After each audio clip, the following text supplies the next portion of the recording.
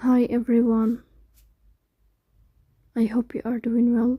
Today we will talk about how to fix or how to solve the problem of Wolt app weekly icon settings. Here you will click on apps, default apps, app settings. When above you will search about the application of Wolt and here Wolt app, and you will click. In this page of app info, you will click on first stop and you will click OK.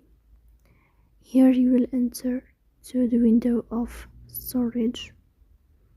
Then you will click on clear cache. In the end, you will turn off your phone and you will restart your phone again to fix that problem. So please don't forget